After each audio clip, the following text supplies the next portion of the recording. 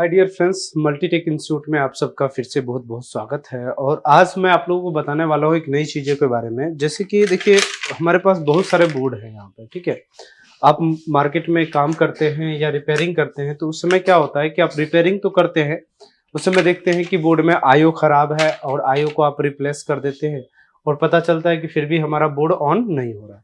तो आज मैं उसके बारे में बताऊंगा कि मार्केट में कौन से ऐसे आईओ हैं जो आईओ प्रोग्रामेबल है और कौन सा आईओ ऐसा है जो नॉन प्रोग्रामेबल होते हैं।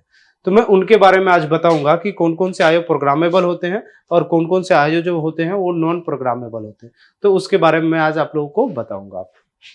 तो उसके लिए चलते हैं बोर्ड पे और देखते हैं उसके अंदर, और फिर मैं आपको बताता हूँ।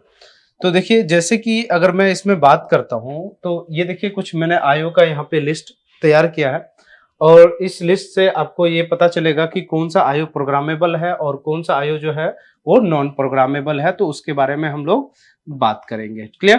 तो यहां से देखते हैं इसमें कि किस तरीके से पता करेंगे। तो उसके लिए हमें देखना पड़ेगा, जैसे कि देखेंगे यहां पर लिखा हमने प्रोग्रामेबल आईओ चिप, यानी जो भी आईओ प्रोग्रामेबल होगा, ठीक है, उस आईओ के नंबर की हम बात करेंगे। जैसे देखेंगे, पहला हमने जो कंपनी रखा उसमें ईएनई कंपनी रखा है, यानी ईएनई कंपनी का अगर आईओ आपके बोर्ड में लगा हुआ है तो कैसे पता करेंगे कि वो आईओ प्रोग्रामेबल है या नॉन प्रोग्रामेबल है। तो जिसमें आईओ का नंबर KB9010 लिखा है, यानी ये आईओ जो होगा वो प्रोग्रामेबल होगा और इसमें जो फाइल डलेगी 128 केबी की फाइल डलेगी। क्योंकि जैसे कि आप जानते हैं कि अभी के टाइम में क्या हुआ, जो ईसी बायोस था वो आईओ के अंदर इनबिल्ट हो गया जब से हमें आईओ को प्रोग्राम करना स्टार्ट कर दिया। अब यहाँ पर देखें KB9012, तो ये भी क्या है, प्रोग्रामेबल आईओ। तो यानी ईएनई की कंपनी में अगर देखा जाए, अगर हम बात करेंगे तो ईएनई की कंपनी में कुछ यूनिक चीजें हैं जिसमें आपको पता चल जाता है कि ये आईओ क्या है, प्रोग्रामेबल है या नॉन प्रोग्राम। जिस ईएनई की कंपनी में KB90 से नंबर स्टार्ट होगा, KB90 देखिए सब में कॉमन है, KB90 से जो आईओ का नंबर स्टार्ट है, यानी वो आईओ क्या होगा, आपका प्रोग्रामेबल होगा। यानी उस आईओ को चेंज करने के बाद आपका बोर्ड ऑन नहीं होगा। जब तक उस आईओ को आप प्रोग्राम नहीं करेंगे तब तक वो लैपटॉप आपका ऑन नहीं होगा। बोर्ड ऑन कर देते हैं, 3-5 की सप्लाई बनने लगता है, फिर भी लेकिन बोर्ड आपका ऑन नहीं होता है। तो उस केस में आपको पहले आईओ को प्रोग्राम करना है चेंज करने के बाद, देन उसके बाद ही आपका लैपटॉप वर्क करेगा। तो इस तरीके से आपने जाना ईएनई कंपनी के बारे में, जो कि आपको हमने बताया कि इस तरीके से आईओ को प्रोग्राम करते हैं। देन उसके बाद अगर दूसरी हम बात करेंगे तो यहीं पर देखिए कि और भी कंपनी का हमने यहाँ पे लिस्ट बनाया है। तो जैसे कि देख रहे हैं यहाँ पे आईटीई के बारे में, तो आईटीई के बारे में भी मैं आपको बताऊंगा। तो देखिए, आईटीई का जो कंपनी है वो कुछ इस तरीके का है, जिसमें आईटी 8386 जो आईओ है ये क्या है, प्रोग्रामेबल होगा आईओ। तो 8522 ये भी आईओ प्रोग्रामेबल होगा। 8585 जो ई है ये भी प्रोग्रामेबल होगा। 8586 यानी इसमें जो है ये आईओ आपका प्रोग्रामेबल है। जो कि यहाँ पर देखेंगे तो और भी आईओ हैं जो हमारे ये प्रोग्रामेबल हैं। तो आईटीई के मार्केट में जानते हैं कि आईओ बहुत सारे हमारे पास चलते हैं। तो आईटी जब सबसे ज्यादा मार्केट में जो फेमस है, आईटी 8586 का जो आईओ होता है, तो वो सबसे ज्यादा फेमस होता है, जो सबसे ज्यादा हमारा चल भी रहा है मार्केट के अंदर, ठीक है। तो यहाँ पर है 8985, ये जो आईओ है ये भी प्रोग्रामेबल है। यानी यहाँ से जितना भी आईओ है ये आईटीई कंपनी का है, जो कि ये सारे आईओ आपके प्रोग्रामेबल देखने को मिलेंगे। देन उसके बाद बात करेंगे तो नोवोटॉन में मैंने खैर अभी 2 ही बनाए हैं, तो और भी बहुत जल्दी मैं बना करके आपको अपडेट करूंगा। और यहाँ पर देखेंगे NPCE, तो 288NA जो है आपका, ये भी आईओ क्या है, प्रोग्रामेबल है। तो जैसे कि आप देख पा रहे हैं कि ये आपका जो है MEC, तो यानी ये माइक्रो चिप का आईओ है, जो कि आपके टाइम में देखते हैं कि जो नए बोर्ड आ रहे हैं, कुछ डेल की कंपनी है जो कि इस तरीके के बोर्ड आते हैं। तो इस बोर्ड में जो होता है वो माइक्रो चिप का आईओ लगा होता है, ठीक है। तो और भी बहुत सारे बोर्ड है जिसमें के अंदर आपको माइक्रो चिप का आईओ लगा हुआ देखने को मिलता है। सबसे ज्यादा देखेंगे तो इंपोर्ट के बोर्ड में सबसे ज्यादा होता है, और बात करेंगे तो उसमें MSSC का भी होता है। तो अलग अलग टाइप के आईओ आपको देखने को मिलेगा।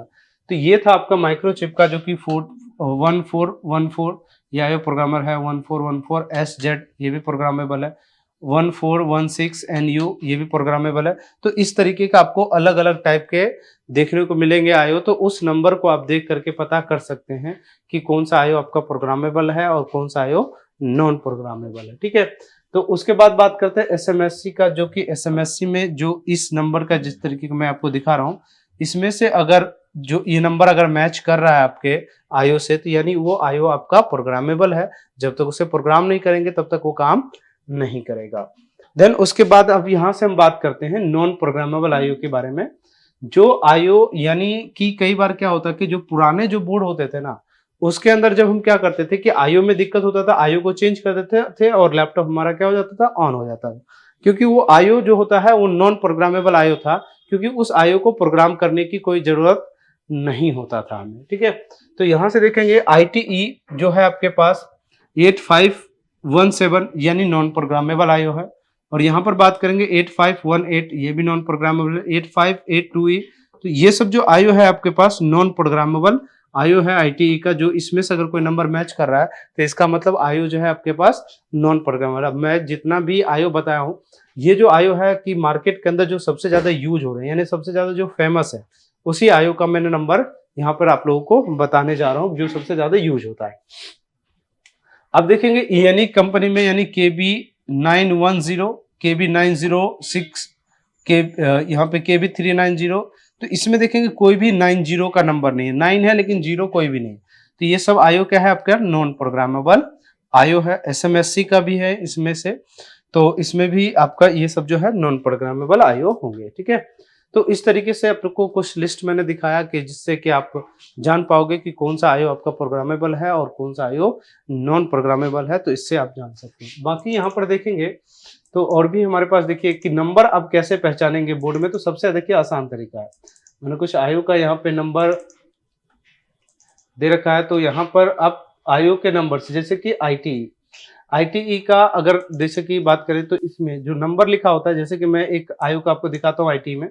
जैसे देखिए आईओ के ऊपर जो पहला कंपनी कौन सा है, ITE, ये ITE कंपनी का आईओ होता है। ठीक है, और इस आईओ में देखिए जैसे कि यहाँ पे लिखा है IT8587E, यानी ये जो आईओ है आपका प्रोग्रामेबल आईओ है, जो कि जिस लिस्ट में हमको ने आपको बताया था उस लिस्ट के अकॉर्डिंग देखेंगे तो इस तरीके से आप प्रोग्राम करना है।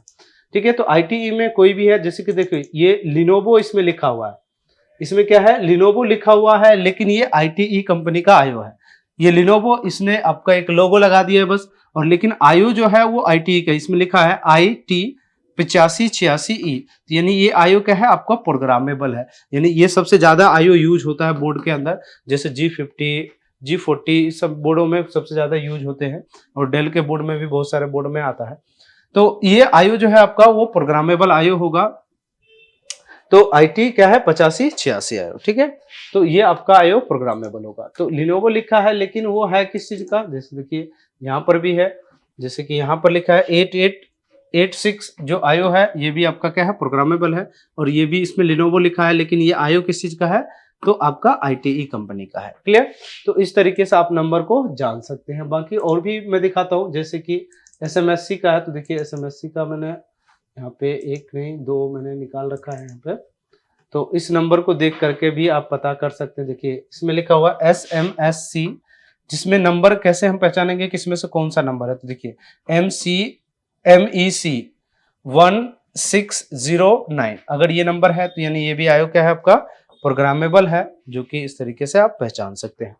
क्लियर, तो ऐसे ही आपका बहुत सारे होता है। देखिए कि इसमें एक और नंबर हमने रखा है, तो इस नंबर से भी देख करके आप ऐसा MEC 1633, ये भी आईओ है आपका प्रोग्रामेबल है। तो इस तरीके से नंबर आप देख करके पहचान सकते हैं। और ऐसे ही हमारा है, जैसे देखिए ENE कंपनी का है, तो ENE कंपनी में भी मैं आपको दिखा सकता हूँ। तो इस तरीके से देखेंगे, जैसे देखिए यहाँ पर ENE कंपनी का है, तो जिसके अंदर क्या है, यहाँ पर देखिए ENE लिखा हुआ है और इसमें लिखा है KB9016QF, तो यानी KB90 से स्टार्ट है, तो आप जानते हैं कि ये आईओ क्या है, प्रोग्रामेबल है, क्योंकि इससे पहले मैंने आपको ये सारे लिस्ट दिखा दिया है। तो इस नंबर को देख करके आप पता कर सकते हैं कि कौन सा आपका आईओ प्रोग्रामेबल है और कौन सा आईओ नॉन प्रोग्रामेबल है। तो ये आईओ का नंबर होता है, इस नंबर के जरिए आप कभी भी किसी आईओ को चेंज करते हैं तो यही नंबर मैच करा करके आपको बोर्ड में भी आईओ को चेंज करना होता है। क्लियर? तो इस तरीके से आप जान सकते हैं। और भी हमारे पास देखिए नोवोटोन का भी है, तो नोवोटोन में भी इस तरीके से नंबर होता है, तो सेम चीज़ें यही नंबर देख करके आपको पता करना होता है। क्लियर? तो इस तरीके से आप इन सभी आयु के बारे में जान सकते हैं कि किस तरीके से आयु को प्रोग्राम किया जाता है। तो वो अगले वीडियो में मैं आप लोगों को बताऊंगा कि आयु को प्रोग्राम कैसे करना है। जब इस तरीके से होगा तो इसके ऊपर और भी मैंने पहले भी वीडियो डाल रखी है कि आयु किस तरीके से प्रोग्राम होगा। तो बाकी आपको अगर पता करना है कि कौन सा आयु आपका प्रोग्रामेबल है और कौन सा आयु नॉन प्रोग्रामेबल है, तो इस चीज़ों को देख करके आप अपना टॉपिक क्लियर कर सकते हैं। और वीडियो पसंद आए तो लाइक कीजिएगा, शेयर कीजिएगा। और इसके अलावा अगर कोई भी अगर कोर्स करना है हमारे यहाँ से, तो हमारे यहाँ से अलग अलग टाइप के कोर्स होते हैं, जैसे लैपटॉप, डेस्कटॉप, एसी पीसीबी होता है और एसी मैकेनिकल होता है, और mobile phone repairing, MMC, CCTV, LED TV, printer, इन सभी टाइप के कोर्स हमारे पास अवेलेबल है। और देन वीडियो पसंद आए तो लाइक कीजिएगा, शेयर कीजिएगा। Thank you so much.